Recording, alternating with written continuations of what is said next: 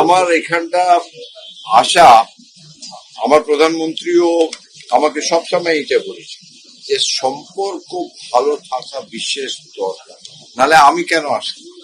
খুবই ভালো আলোচনা হলো, খুবই ভালো। We are looking forward.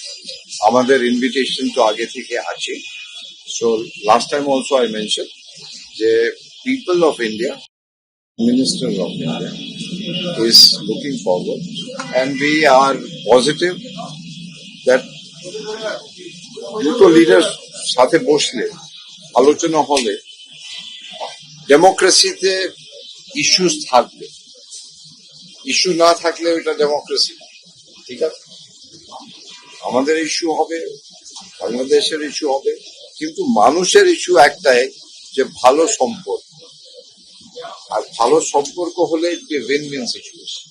আর এইটা আমাদের যা হিস্টোরিক্যাল আছে ওইটা তো আপনি বদলাতে পারবেন না। আমাদের নেবারহুড তো বদলাতে পারবেন না, হিস্ট্রি বদলাতে। আমি সবসময় বলি যে we don't only share the border, we share dreams. আমরা তো স্বপ্ন শেয়ার করি, তাই তো। আর আমার মনে হচ্ছে আগামী দিন ভালোই হবে।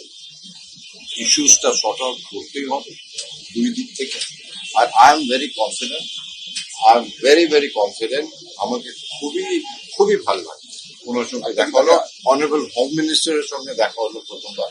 I am grateful for both the leaders for having given me such a valuable times, and I wish the people of Bengal, Bangladesh, and people of India bright future. Issues না থাকলে তো ডেমোক্রেসি থাকবে না। Issues তো আপনি বাড়িতেও issue থাকবে। আমি যখন বাড়ি যাই বাড়িতেও ইস্যু থাকে। আর এইটা আছে কোন ইস্যু এইটা না যা আমরা সলভ করতে পারি। এটা আমি বলতে পারি, এটা আমি কনফিডেন্টলি বলতে পারি। কোন ইস্যু নাই যা আমরা বসে সেটেল করতে পারি না। আর আমাদের মধ্যে it is a win win situation.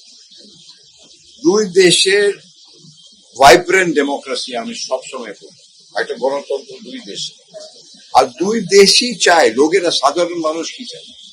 সাধারণ মানুষ, ইন্ডিয়ার সাধারণ মানুষ, বাংলাদেশের সাধারণ মানুষ একই জিনিস চায়, সম্পর্ক ভালো। এটা ন্যাচারাল।